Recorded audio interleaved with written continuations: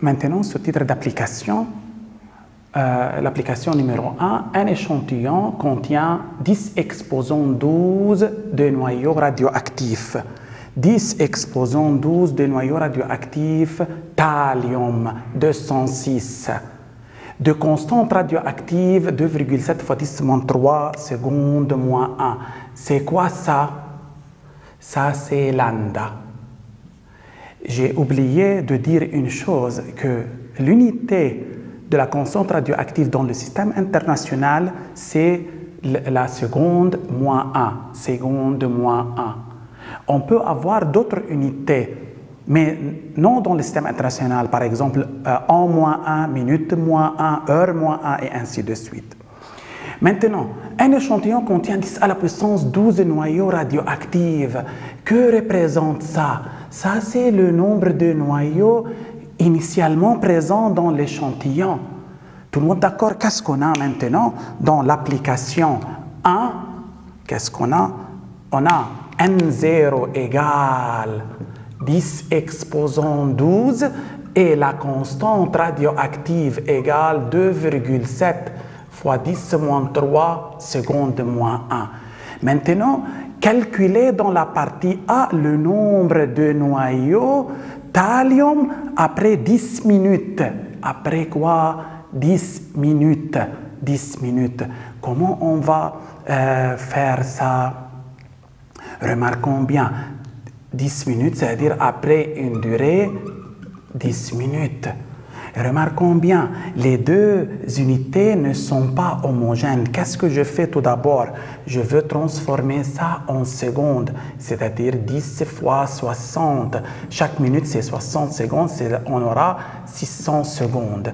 Maintenant, comment je peux déterminer le nombre de noyaux thallium après 10 minutes, c'est-à-dire le nombre de noyaux présents dans l'échantillon à la date t égale 10 minutes, sachant que le nombre de noyaux à la date t égale à 0, c'est 10 exposant 12. Maintenant, je veux déterminer n en appliquant la formule n égale n0 e moins lambda t. N, c'est 10 exposant 12. E moins exponentielle moins 2,7 fois 10 moins 3. Ça, c'est seconde moins 1. Ça, c'est seconde fois t. 600. Qu'est-ce qu'on obtient? N égale combien? N égale 1,98 fois 10 exposant 11 noyaux. Donc, il reste dans l'échantillon pratiquement 2 fois 10 exposant 11 noyaux parmi 10 exposants 12 qui sont initialement présents dans l'échantillon. Partie B. Qu'est-ce qu'on demande dans la partie B? On déduit le nombre des noyaux désintégrés. Ça, c'est le nombre de noyaux qui restent après la désintégration. Ça, c'est le nombre de noyaux initial. Donc, c'est quoi le nombre de noyaux désintégrés? On va noter N désintégrés. Égal à quoi?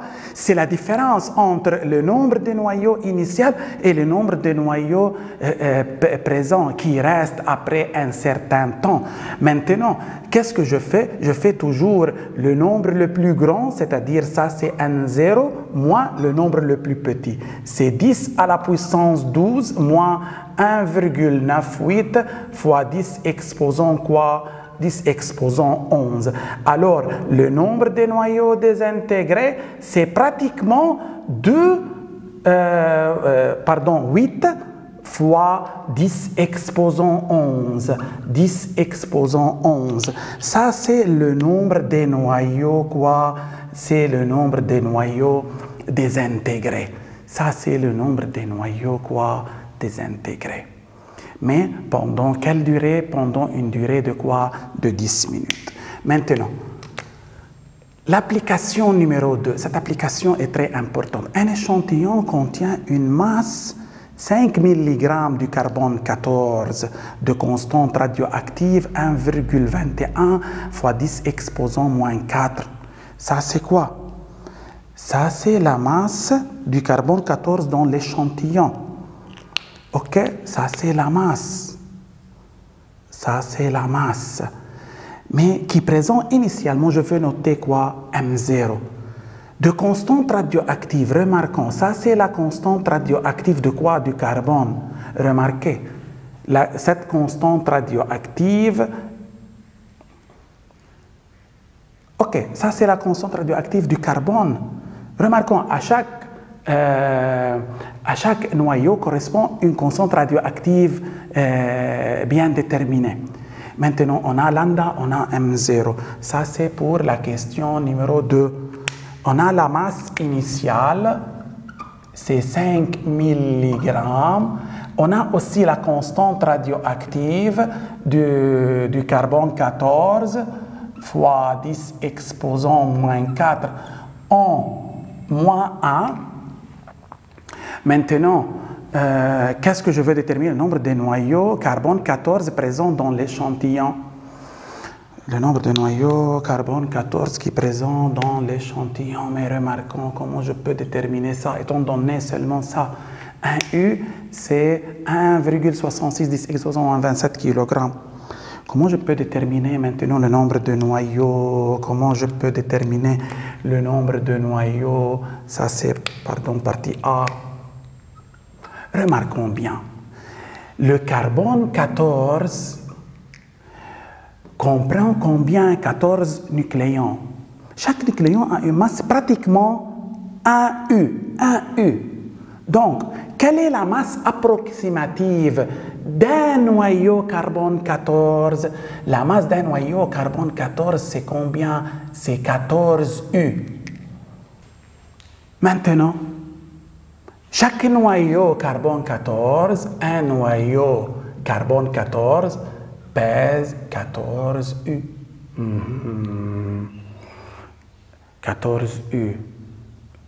14 U. Mais chaque U, c'est combien? 1,66 fois 10 exposant moins 27. Donc, chaque noyau pèse 14 fois 1,66 fois 10 exposant moins 27 kg. Chaque noyau, j'ai la masse d'un noyau. Maintenant, combien de masse j'ai dans l'échantillon? L'échantillon pèse 5 mg, contient 5 mg du carbone 14. Par suite, je dis, dans 5 mg, combien de noyaux on a? Ça, c'est le nombre de noyaux présents dans l'échantillon. Je peux supposer que c'est le nombre de noyaux initial. Maintenant, mais regardons bien. Ici, j'ai milligrammes, ici, j'ai kilogrammes. Qu'est-ce que je veux faire? Je veux transformer le milligramme au gramme. Je veux multiplier par 10 exposant moins 6 kilogrammes. Remarquons, de milligrammes au gramme fois 10 moins 3, du gramme au kilogramme fois 10 moins 3. Au total, on a 10 moins 6. Ça, c'est en kilogrammes. Donc, je peux déterminer N0. N0 égale à quoi? Égale 5 fois 10 exposant moins 6 en faisant la règle de 3 divisé par 14 fois 1,66 fois 10 exposant moins 27. Ça, c'est en kilogrammes. Et ça, c'est en quoi? En kilogrammes. Les unités, maintenant, sont homogènes. La réponse, c'est 2,15 fois 10 exposant 20. Donc, dans l'échantillon, on trouve de masse contenant 5 mg du carbone 14. Maintenant, dans l'échantillon se trouve 2,15 fois 10 exposant 20 noyaux de carbone 14. Donc, les 5 mg du carbone 14 comprend 2,15 fois 10 exposant 20 noyaux ou atomes. Maintenant, dans la partie B, on déduit le nombre de noyaux désintégrés après 1000 ans. Oh. Le nombre de noyaux désintégrés, comment je peux déterminer le nombre de noyaux désintégrés? Selon cet exercice, le nombre de noyaux désintégrés, c'est la différence entre le nombre de noyaux initial et le nombre de noyaux présents ou qui restent après combien? Après 1000 ans. C'est-à-dire, je veux déterminer après 1000 ans quoi? Le nombre de noyaux présents. Si je détermine ça, alors je peux calculer n désintégré qui est quoi? N0 moins n, le nombre de noyaux initial moins le nombre de noyaux qui reste après 1000 ans. J'ai n0, c'est combien? C'est 2,15. Maintenant, je veux déterminer n. À quoi égale n? Selon la loi de la décroissance radioactive, n égale n0, E moins lambda T. Remarquons bien, n0 c'est combien? C'est 2,15 fois 10 exposant 20, E moins. Lambda c'est combien? On a lambda 1,21 fois 10 exposant moins 4. Ça c'est 1 moins 1 fois. À quoi égale T maintenant? T, c'est 1000 ans. Remarquons, ça c'est 1 et ça c'est 1. Donc, les unités sont homogènes. Les unités sont homogènes. Maintenant, quelle est la valeur de n? Ça c'est 1,9 fois 10 exposant quoi? 10 exposant 20. Ça c'est le quoi? Le nombre de noyaux qui est présent dans l'échantillon après 1000 ans. 1000 ans. Maintenant, en revenant à cette formule, le nombre de noyaux désintégrés, c'est n0 moins n égale. N0, c'est combien? C'est 2,15 fois 10 exposant 20 moins 1,9 fois 10 exposant 20. La réponse, c'est 2,5 fois 10 exposant 19. Ça, c'est le nombre de noyaux quoi? Désintégrés. Ça, c'est le nombre de noyaux quoi? Désintégrés.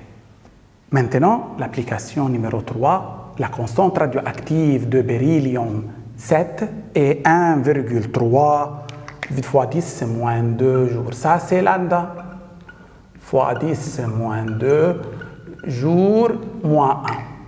Déterminer après combien de temps, dans la partie A, le nombre de noyaux des noyaux beryllium présents dans un échantillon se réduit au tiers. Ça, c'est par exemple l'échantillon de beryllium contenant par exemple à la date T0 égale à 0 un certain nombre N0, ça c'est BE7. Maintenant, à la date T, je veux supposer que le nombre de beryllium présent, c'est quoi? C'est N. N est inférieur à N0. Pourquoi? Pendant la durée delta T qui est égale à T, quelques noyaux vont se désintégrer, c'est-à-dire vont se transformer. C'est-à-dire ces noyaux vont disparaître. C'est-à-dire après combien de temps les noyaux dans l'échantillon se réduisent au tiers? Après combien de temps? C'est-à-dire, que veut dire réduire au tiers de V1? Le tiers du nombre initial, c'est-à-dire, ça c'est N0 sur 3. N égale N0 sur 3. La durée ici est égale à quoi? Est égale à T. La durée entre ces deux situations, c'est T. Ça, c'est à la date T égale à 0. Ça, c'est à la date T. La durée entre ces deux, c'est T moins T0, c'est-à-dire c'est T. Donc, moi, je veux déterminer quoi? T. Donc, d'après la loi de quoi? D'après la loi de décroissance radioactive.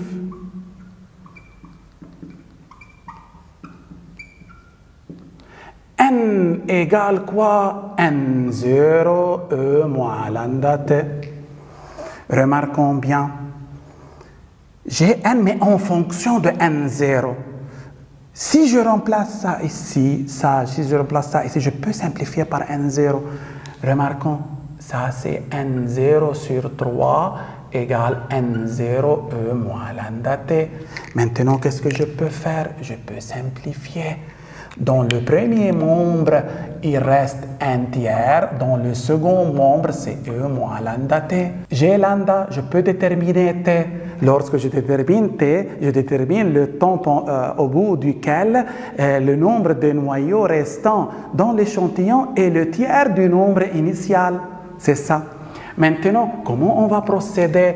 Il faut mettre ici logarithme népérien et ici logarithme népérien. Qu'est-ce qu'on obtient? ln de 1 tiers égale quoi? Moins lambda t. Et par suite, t égale moins ln de 1 tiers sur lambda. T égale moins ln de 1 tiers sur 1,3 fois 10 exposant moins 2. La réponse est 84,5. Mais quelle est l'unité? Jour, seconde, je ne sais pas. Remarquons bien. Lambda est exprimé en quoi? En jour moins 1. Ça, c'est en jour moins 1. Ça, c'est son unité. Donc, l'unité de ça, c'est quoi? C'est le jour. Donc, après 84 jours et demi-jour, le nombre de noyaux qui restent dans l'échantillon représente le tiers du nombre de noyaux quoi? Initial. Ça, c'est le temps au bout duquel le nombre de noyaux restants dans l'échantillon est le tiers du nombre de noyaux quoi? Initial. Partie B. Remarquons la partie B. Partie B. Qu'est-ce qu'on demande dans la partie B? Le nombre, je veux déterminer après combien de temps le nombre de noyaux au beryllium désintégrés. Remarquons, nombre de noyaux désintégrés et le tiers du nombre de noyaux initialement présents dans un échantillon. Le nombre de noyaux désintégrés est le tiers du nombre de noyaux initialement présents dans l'échantillon. Ça, c'est la condition. C'est pas n. Donc maintenant, qu'est-ce que je veux faire? Qu'est-ce que je veux faire lorsque je veux utiliser la loi de la décroissance radioactive? N égale N0 E moins lambda T, j'ai besoin du nombre de noyaux présents dans l'échantillon et pas du nombre de noyaux désintégrés. Mais remarquons, je sais que le nombre de noyaux désintégrés, c'est toujours le nombre de noyaux initial moins le nombre de noyaux restants. Remarquons bien, qu'est-ce que je peux faire? Si je remplace ça ici, N0 sur 3 égale N0 moins N. Je peux déterminer N en fonction de N0 et par suite je trouve que N égale 2 tiers quoi? N0, 2 tiers. Remarquons, c'est très important.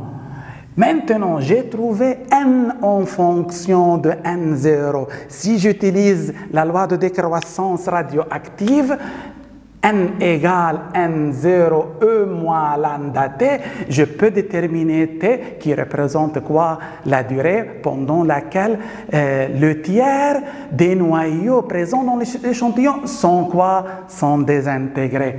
Et maintenant, qu'est-ce que je fais? Qu'est-ce que je fais? Je remplace N par 2 tiers N0 égale N0 E moins lambda T. En simplifiant par N0, qu'est-ce que je fais? Alors, maintenant, E moins lambda T, c'est 2 tiers. Et par suite, ln pour les deux membres. Alors, moins lambda T égale ln 2 tiers et par suite T égale moins ln 2 tiers sur lambda. J'ai lambda, donc je peux déterminer quoi? Je peux déterminer T. La réponse c'est 31,2 quoi? Ça c'est quoi? Jour. Moins 1, ça doit être en jour. Donc, après une durée Après une durée 31,2 jours, le nombre de noyaux désintégrés représente le tiers du nombre de noyaux initialement présents dans l'échantillon.